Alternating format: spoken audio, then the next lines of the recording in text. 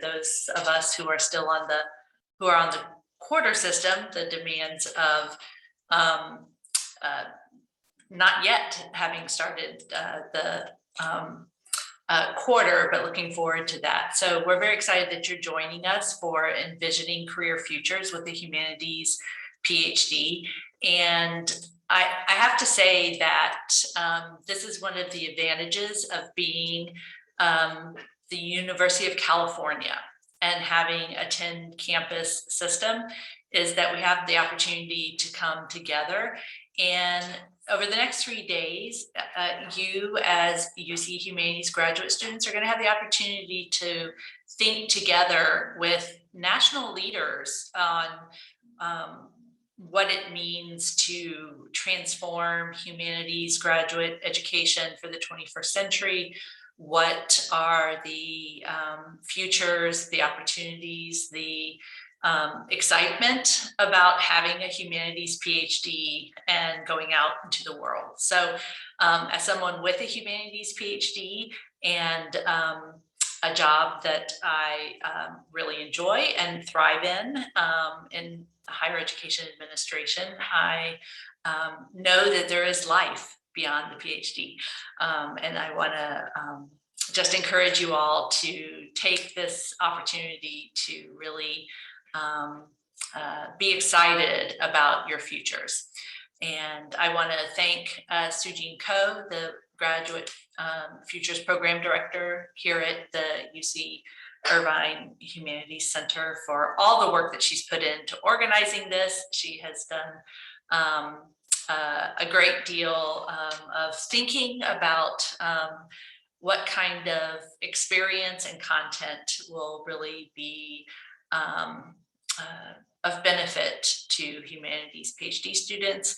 And I also want to thank the UC Humanities Network, which is comprised of the humanities centers and humanities deans from the 10 campuses, for their support in getting the word out to all of you to join us for these 3 days, and also to the UC Office of the President, which provided the funding for this 3-day retreat through the UC Humanities Consortium MRPI grant. So I will turn it over to Sujin Ko, and I will see the graduate students in a few hours for a workshop.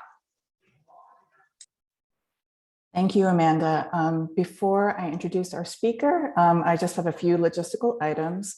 All sessions will be recorded, as you can see. And we also have an online resource compendium that we'll be compiling over the next 3 days. And it's found here, but I will also email out the link. So feel free to add to that and to look through it.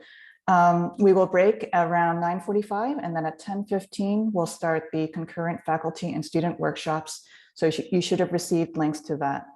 And then at 11:30, we'll hear from Dr. Kelly Ann Brown, who will talk about the UC HRI Humanists at Work program and the data report that they published called Stories from the Field. I also want to encourage the students especially to make it to the Friday session, continuing the conversation, meeting your UC networks. That'll be a really great opportunity to hear about the programming that is available at your campuses and other campuses to kind of continue this work that we're going to be talking about through the next 3 days. And now I am truly excited to introduce to you today's speaker, Dr. Katina Rogers. Dr. Rogers is an educational consultant working with institutions to design and implement structures that are creative, sustainable, and equitable. She holds a PhD in comparative literature from the University of Colorado Boulder. Dr. Rogers has over a decade of experience as a researcher, administrator, and educator, and is the author of Putting the Humanities PhD to Work, Thriving in and Beyond the Classroom, published by Duke University Press last year.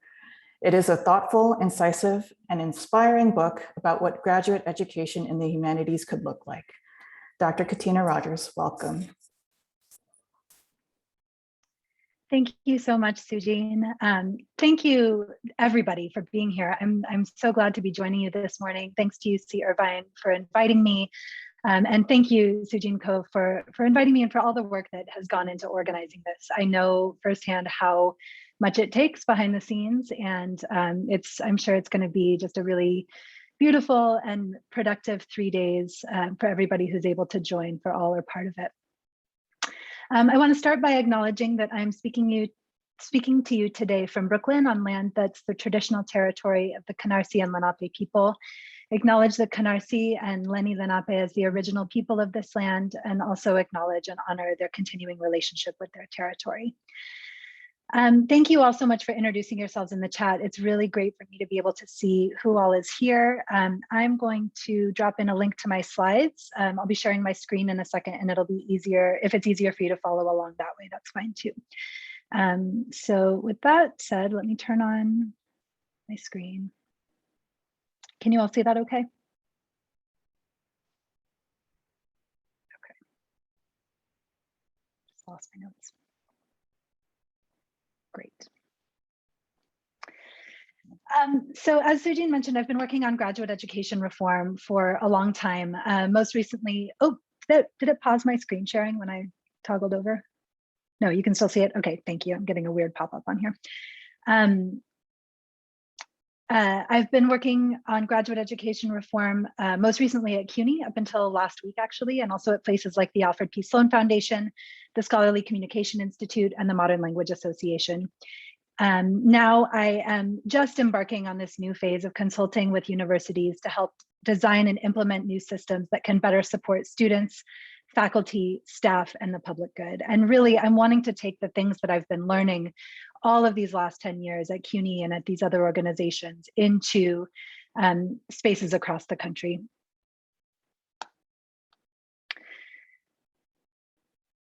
I think that this feels like a fitting quote for our current moment. If you know where it's from, you can drop it in the chat. It's something I've been thinking about a lot lately. I love that the organizers wanted to start off this 3-day session with the topic of discernment. It's something that's so deeply reflective and nuanced, and I think quite different than how career-related discussions in higher ed often start, which tends to be jumping right into practical matters like skills and advice on how to survive this environment. And I think that that approach makes sense because the stakes are so high and the landscape can feel bleak. But I think it's really important to pause and consider what it would look like to imagine something more, something that goes beyond mere survival. So I'm really glad to be able to spend some time with you all today, thinking about why we do what we do. Collectively, why do we think it matters to pursue deep study in literature, history, the arts, and culture? And individually, why do you think it matters? I'm talking about research interests, the things that light up your brain, but also a more fundamental question of who you are and what you value. And these questions are at once deeply individual and deeply structural. One's individual identity and background, their race, gender, class, and sexuality are uniquely and entirely their own, and yet inextricably tied into questions of power and freedom and prestige in academic spaces. So how can we in higher ed collectively find new and better ways to hold space for people's individual selves, for their goals and their strengths? And how can each person here individually tune into these elements of who you are and what you uniquely bring? Faculty, how can you make space for your students to do this reflective work and explore how it might influence their scholarly work in a way that's also safe for them to do so? Our individual ways to answer this will vary, not only depending on our intellectual interests and goals, but also depending on our positionality and identity. When I think about my own pathway and goals, it's important for me to embed them in who I am and how I grew up and how I present in academic contexts. Some of this is visible. You can look at me and guess that I am a white woman and that I carry a certain degree of privilege when I move through academic spaces. But some of it is less visible. For instance, you wouldn't be able to look at me and know that I grew up financially secure and deeply religious, and that my family valued education, but didn't necessarily have firsthand experience with graduate school. That for me, books and travel and study were things that expanded my world in ways that I didn't even know how to imagine. Or you might not know things about my life now, that I have little kids and that I live in New York, far from my extended family. These are all Katina, parts of who, oh, yes. I am so sorry, but My your slides slides are not showing, are moving. they? Yeah, they are not moving. So I just wanted to jump in. Thank you for interrupting me. Yeah. No, it's okay. I Yeah. always run into know trouble Zoom with is Zoom. kind of. All right. I think it's because, let's see. What is it?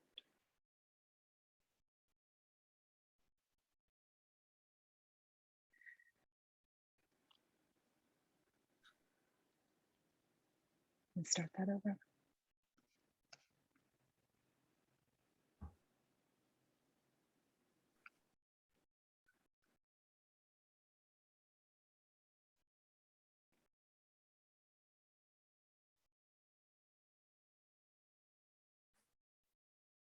Zoom is great for community building, but not always with technology. Gosh, So, and you yeah. would think that 2 years into it, Yeah. it would be, I would have this down to a system. Yeah. No and worries. yet here we are. Let's try that again. Okay. Is that working? Is Yes, it moving? now that's working. Okay, Yeah. great. And even when Okay, I'm over sorry on my about notes. that. No, thank you so much for interrupting Yeah, me. sure, no problem. Oh gosh. No, it's okay.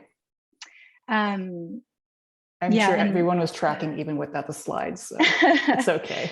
They're mostly for Yeah. pacing. Yeah. Anyway, and obviously I wasn't watching the chat. So oh yeah, thank you. Now I see that everybody's telling me that it's frozen.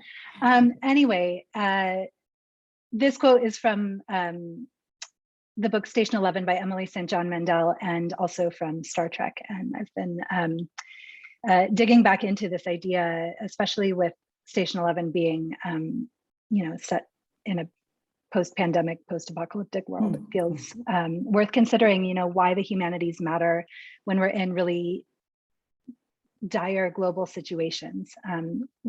Why is it that we do this work that we do? And why do we do it now when so many other things are pressing for our attention? So generally in my work today and always, I aim to move from individual actions to structural change. I have 3 main areas of focus. One is that talking about career diversity is not enough. There are too many other structural issues at play for that to be something that can stand alone. The second is that structures reveal and reinforce values. I'll talk about this later as the problem with prestige. And third, I want to move toward a higher ed that embraces a possibility of joy and sustainability, but with the caveat that I don't think you can talk about joy without acknowledging the systems of power that are currently in place and working to bring about greater justice and equity in those systems. It's important to me to connect these threads because too often I hear career preparation talked about in a way that's disconnected from the scholarly heart of graduate education, as well as from structural matters within the university. Often it's added on as kind of an afterthought or a corrective, and students feel betrayed by that. It feels really hollow. So unless institutions address fundamental concerns, things like the increasing reliance on adjunct labor, the continued pervasiveness of race and gender bias, it's going to be extremely difficult to bring about deep and lasting change in other areas. Moreover, equity is at the heart of all of these issues. When we're talking about scholarly impact, public engagement, career pathways, and the value of the humanities, whether we acknowledge it or not, we're also talking about the matter of who decides what is considered valuable, whose voices are heard. This is an issue that's not only connected to career pathways, but to the health of the academy itself. It's a question of how to fight for equity and diversity in the academy, while also supporting the application of humanities engagement beyond the academy. They're not mutually exclusive endeavors. And to get there, I focus on the intersections of practical and structural issues. My goal is to examine the nature, value, and structure of graduate education, not only as it is, but as we imagine it to be, while also providing concrete advice to help students, faculty, and administrators to navigate it. I also just want to acknowledge where we are right now. We're starting another new semester, still in the midst of a pandemic. We're worried about being in the classroom. And so I think it's worth asking, why does graduate education reform matter right now? One thing is that humanities education provides essential tools to enable students to navigate the complex realities of their personal and professional lives. Not only now, always, this is always true. But this conversation has taken on a renewed sense of urgency in light of the pandemic and the disproportionate impact that it's had. We're not just talking about the science of the virus. We're talking about the social, political, and economic structures that make this such a greater crisis. We're talking about the human and emotional and relational factors that make it a mental health crisis. And in the midst of all that, we're looking for signs of beauty and hope within an environment that feels pretty replete with pain and difficulty and misinformation. And for that, we need people with deep backgrounds in literature, history, sociology, art, and culture. I've been thinking a lot about something that Alondra Nelson wrote. This was while she was still at the SSRC. She has since been appointed by President Biden to the Office of Science and Technology Policy. She's a sociologist, and she said, the pandemic has confirmed what scholars have known about social inequality and compounded the intersecting forces of race, class, and gender on disparate life chances. And she goes on to ask, how do the social conditions exposed, exacerbated, and created by COVID demand that we substantively rethink our ideas of society? And this is the crux of what I think is so important about graduate education in the humanities and social sciences right now. We collectively need people equipped to look at these intersections and to make sense of broader patterns. Also, because colleges and universities are going through so much change right now, we have a unique opportunity to reinvest while also reimagining how educational structures function. So now is the time to redesign higher education so that it better serves all students, and by extension, the public. But I worry that we are missing our chance. I have to confess that I have been singing the same refrain for over a year and a half now, and the fatigue is setting in. I'm sure that others feel the same. We're trying to change things that are really deeply embedded within higher ed, but we're running into value structures that make it incredibly hard to do things differently, even when we're faced with a global crisis. And I think that one of the sticky problems we encounter in trying to make change is the dominance of prestige as a currency. Think about what's valued: grants, fellowships, publications. We could probably all name the same set of things. And they're all markers of a very particular type of prestige. Institutions often talk about the public good, especially public institutions like the University of California, like CUNY, where I spent the last 7 years, and yet still operate under structures that can undermine those stated goals. I think a lot about Sarah Ahmed's writing on Being Included, where she uses the image of a brick wall repeatedly to talk about the failure points of diversity work, how each time there's an initiative to bring about greater diversity in an institution, there's a moment of failure where that effort tends to run into a brick wall, as she describes it. And I'm convinced that this idea of a brick wall is a moment of disconnect between stated values and tacit values, and that we actually see these failure points in lots of different initiatives within universities, things that seem like a great idea, they have support, they have resources, and yet for some reason, they don't take off. And I think that when we have those moments, it indicates a disconnect between values and structures, and it's worth asking what those moments reveal. It can be evidence of unstated values that, without addressing those values, can undermine other efforts. So if we have these tacit values in place, where did they come from? Who defines what constitutes success?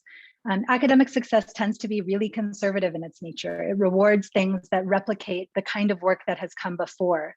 So people who know what has come before are at an advantage. They know the system, they know how it works, they know how to navigate it. We see this conservative mentality in admissions, in mentorship discussions, in dissertation standards, in tenure criteria. All of this is related to the role of what's sometimes called the hidden curriculum. This idea that there are rules, but they're not stated, and that some people come in knowing more about the system than others. I really think that in order to foster greater equity and inclusion, we have to start breaking down some of those tacit expectations. What if we thought much more broadly about why scholarly work mattered and to whom, and then recruited and structured our programs according to that broader idea? My hope is that if programs genuinely commit to supporting creative, applied research, it may also be a way of improving the inclusivity of doctoral programs. There are still so few faculty members from underrepresented backgrounds, especially from the Black and Latinx communities. And this only gets worse the higher you go up the academic hierarchy. We still see tenure denials all the time for faculty of color. Even just recent decisions against Nicole Hannah-Jones at UNC and Logia Garcia Peña at Harvard.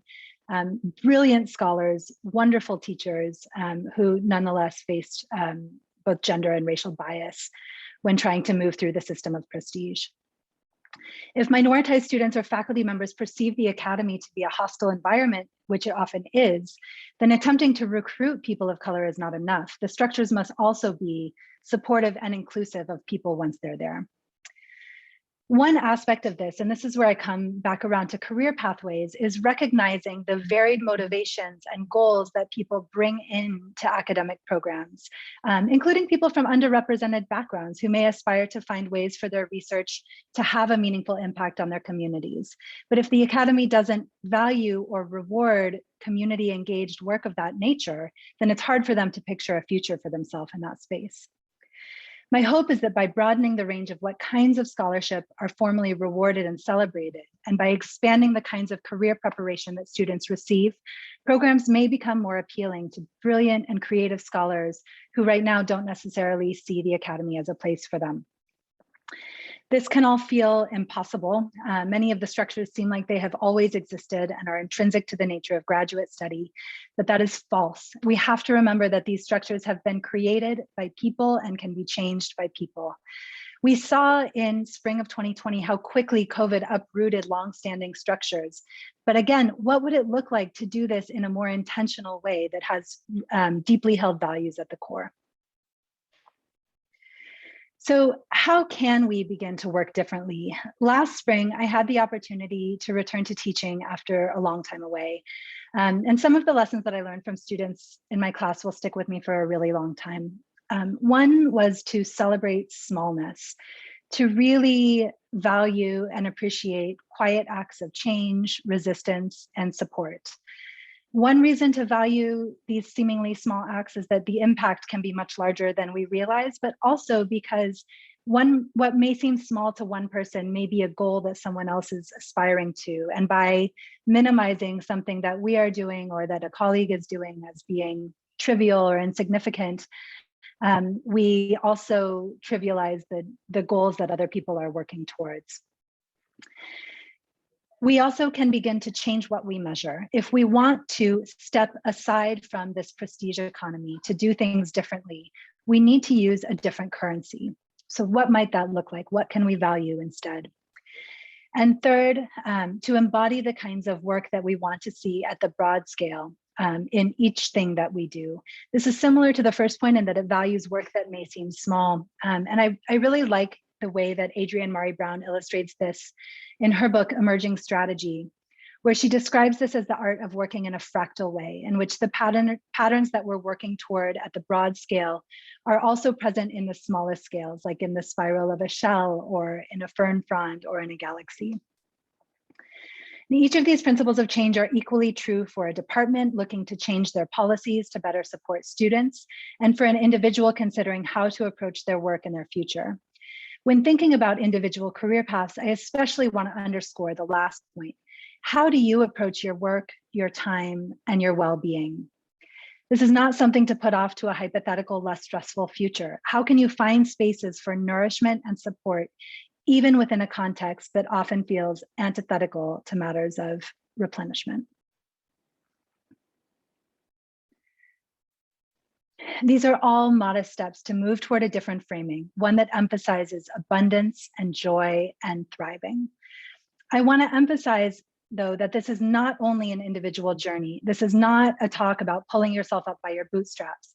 We collectively need to build systems that create the conditions that make it possible to thrive. What I saw and experienced as an administrator during COVID was remarkable. The ways that people stepped in to support one another when leadership and social structures fell short. But it was because there were those failures that they needed to do that. What might it look like to design a system that built those values into the structure? Can we imagine a scholarly environment that's not grounded in competitiveness and scarcity? It's amazing to me to imagine the creativity and the brilliance that might emerge in an environment like that. But this work requires understanding the systems of power that are in play and knowing when to work within them and when to work against them. We can start today by working in a way that embodies the values we hope to build into the Academy more broadly, and by celebrating all the places that we see those values in action. So as you continue through the talks and workshops and discussions of the next few days, I hope you'll keep these questions in mind. What do I value? What makes me feel most alive? And how can this be an integral part of my work, both now and in the future? Thank you all so much for spending this time with me, and I'm looking forward to a discussion.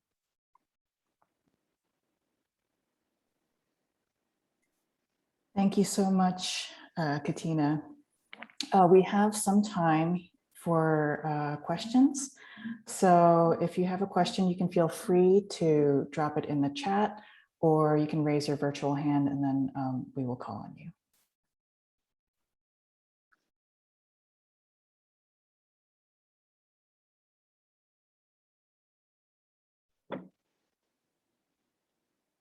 And you've given us a lot of wonderful things to reflect on. And so you can just take your time to kind of reflect and see if something emerges.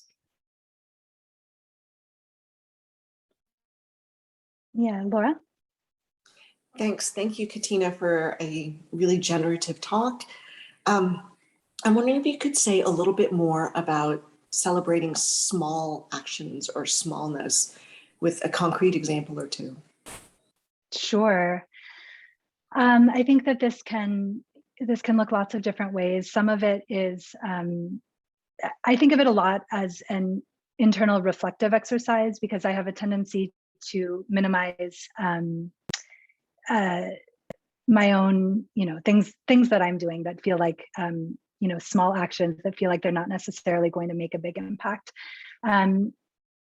And what I realized, this is something that I thought about, especially when the book came out, actually, which was objectively a really significant achievement for me, but also represented the work of so many other people. And I realized that if I was unwilling to talk about and celebrate that success, that it was also minimizing the successes and the work of other people.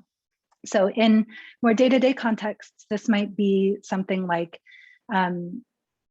finding ways to acknowledge and value really thoughtful and generative mentorship structures. I think that mentorship is one of the things that is trickiest to think about in a structural way, because the conversations that happen in a mentorship relationship tend to be so individual.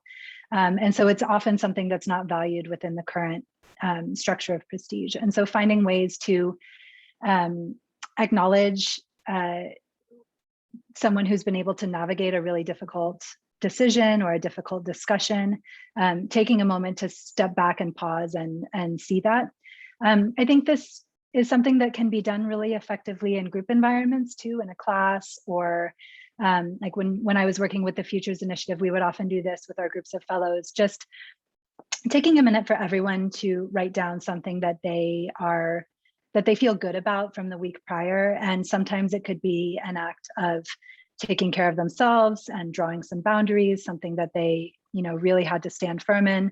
Sometimes it's something academic, and sometimes it's something personal. And I think just making some space for people to be thinking about those types of things as valuable, as accomplishments, as things that affect their scholarship, can create some new habits of mind that make it easier to then scale up from that into bigger types of achievements.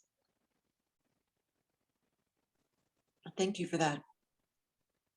Thanks for your question.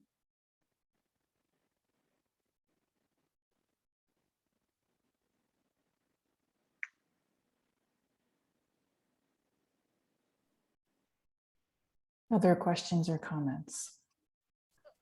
I'd like to follow up on that question, if I might, because I think that it's possible that I'm coming out of graduate school. And thank you for your talk, by the way. scale, the question of smallness and just the question of scale in general, moving outside of or some beyond or perhaps even in a hybrid fashion, both working within and without academia simultaneously as we find a new path. The question of scale, I think, can be challenging. And I'm wondering if there were particular ways that your academic experience, and maybe this is quite subjective or quite personal or individual to you, but I think we've probably all experienced it. What ways did the academy not prepare us to scale our efforts and have an understanding of scale? I appreciate the point on smallness, but it kind of points to a very fruitful line of inquiry for. Yeah, I think scale is a really tricky question. I mean, in part because I guess one thing is that when our value structures really only recognize certain discrete items or tasks as being successful, like for a graduate student, for me, it was, conference presentations or having an article accepted for publication, getting good teaching evaluations. That felt good as well and valuable, although it was not valued, I think, in quite the same way as the first two. But there's no way for those things to be like bigger or smaller, except in terms of the prestige of the venue, especially if you're thinking about conference presentations and articles. The only thing that's different is where is it published? There's not really, to me anyway, there's not really a sense of how something like that can grow. It sort of stands on its own. And I think that part of this is connected to a devaluation generally of the labor of maintenance and cultivation, which is often, I think, feminized. But, what does it take not only to have something accepted for publication, but to create the spark of an idea that maybe I work with for a while, and then it creates another idea that someone else works with? Like, how do you track those genealogies of thought? How do you celebrate the ways that people grow over time within their programs and as they move out from their programs? Even thinking within an academic context, I think there's not really a lot of vocabulary that we have to, at least in the humanities and social sciences, to talk about scale, maybe in terms of like grant money and winning bigger awards. But I think that also creates a limited vision for how we understand other types of successes as well. And I think that this is one of the ways that it becomes hard to think about community engaged work as being something that's valuable, not only over there, but also within, the particular department that you're coming from. I think that there's, because we have such a limited tendency to see what we think these steps are that constitute success, it's really hard to think about how nurturing matters, how creating something that can grow really matters. And I guess maybe I'm coming at that too much as a program administrator and thinking about like the ways that a program can grow and thrive over time and create new possibilities in other spaces within the institution. But I think it's true. Grad students are just under so much pressure to do very specific things. And I think that specificity can make it hard to think bigger or differently, rather.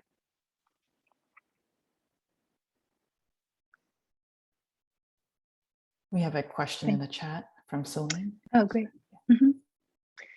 So Celine asks, Celine, do you want to voice your question or shall I read it for you? I'll go ahead and read it out. So as a grad student, I find myself trying to change smaller or more direct things about my program or the University of California, like funding for TAs and GSRs and the affordability and availability of housing. Are there careers or other avenues that will help change these things and structures after graduate school? That's such important work. And I think that the academy in general can learn a lot from the work of organizing that often happens in student labor unions, faculty labor unions as well, but community organizing. And this is where I saw like the mutual aid work during COVID around New York City just blew me away as far as how quickly and effectively they were able to meet needs within the community. And so I think that those are areas to consider. If you find that type of advocacy work is something that really sparks your interest and, you know, it's something that you feel like you can dig into, that work could not be more essential. And so thinking about, you know, community organizing, thinking about nonprofit organizations and the leadership that's required within those spaces, political advocacy and policy, finding ways to be doing, you know, connecting research backgrounds to policy implications, both within education and in other spaces. I think that any of those things could be really wonderful to look into. But also, I think that that lens of organizing work is something that you can probably bring to a wide range of roles that are not necessarily directly focused on organizing, but having that skill of being able to speak up not only for yourself, but for others, and to fight for things that improve the conditions of the entire system. It's an amazing skill, and not everybody's got it. So I hope that it's something that you'll pursue. And I see there's another question in the chat as well. You're welcome, Celine, thank you.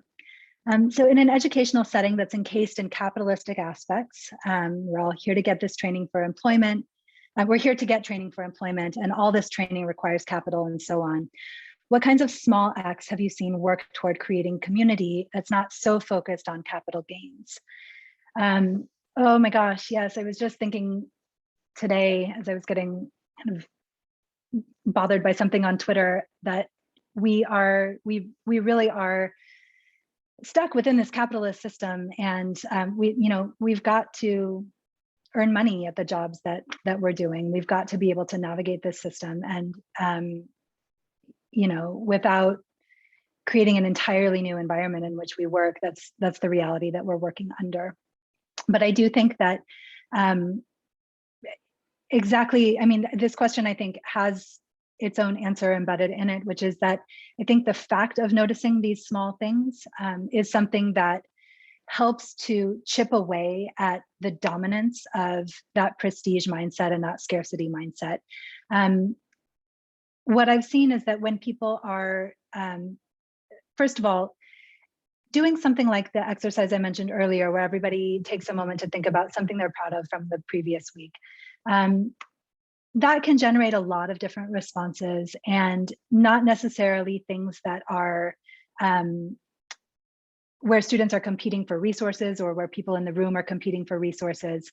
Sometimes it may, if someone won a grant and someone else had applied for it, but in many other cases, it becomes much easier to see that people are feeling proud and fulfilled by so many different components of who they are, that there's no risk to me in celebrating you, that I can be fully happy for what you have been able to do without it being something that takes away from my own sense of accomplishment in whatever that has been. And I think that in the groups that have done that effectively, at least the groups that I've worked with, that creates a real sense of trust. It makes it easier for people to not only to talk about those things that are good, but also to talk about the things that are problematic. It makes it easier for people to ask questions about why policies are the way they are. And I think that all of those things, that building up of trust, that ability to voice not only good things, but also challenges, all of those things help to just erode the sense of strict academic hierarchy, the sense that there is a set of tacit rules that maybe I don't know, and that I shouldn't speak up because I might be breaching some type of protocol. I think that just creating more space for those kinds of conversations really helps in itself.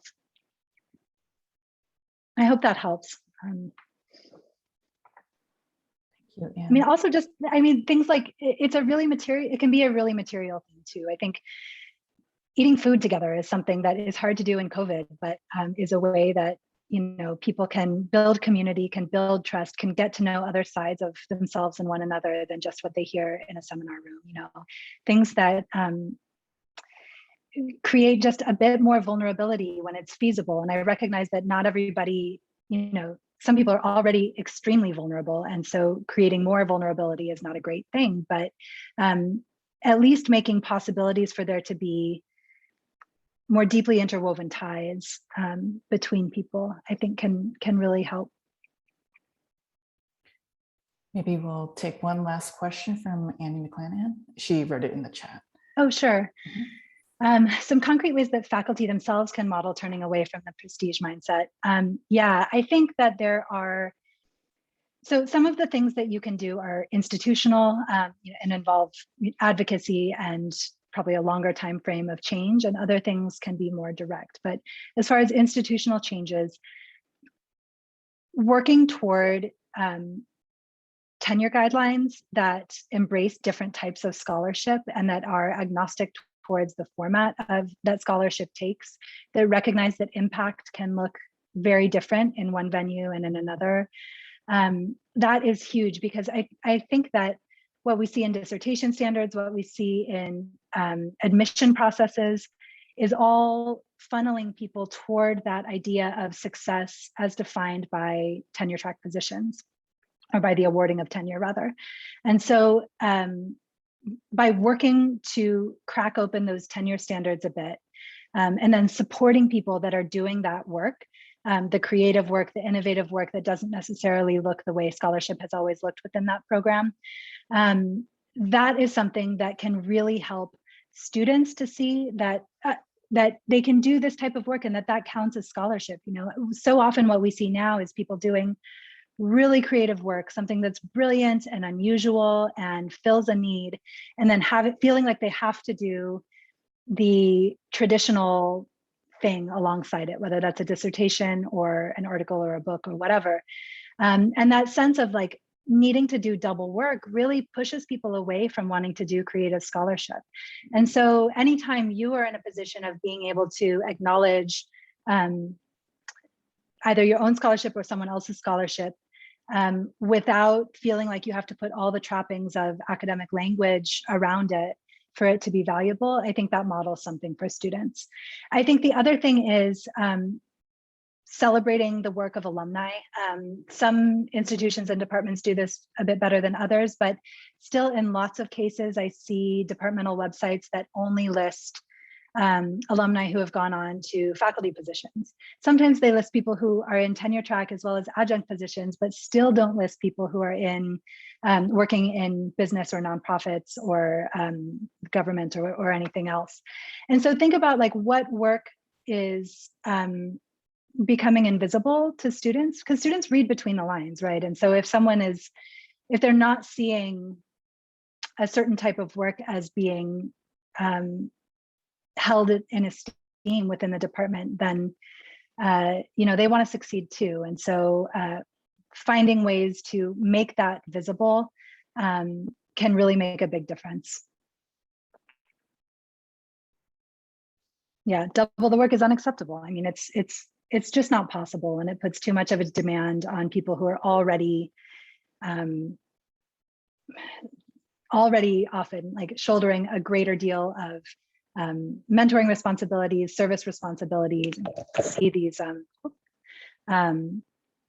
these layers and layers of additional work all the time. Thank you so much for your questions and for your responses, Katina.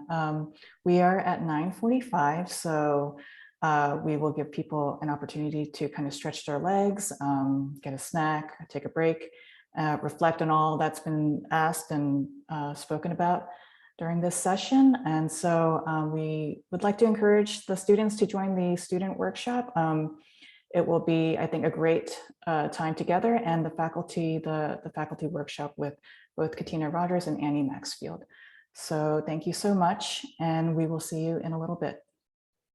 Thank you, Thanks Katina. so much, everyone. Thank you.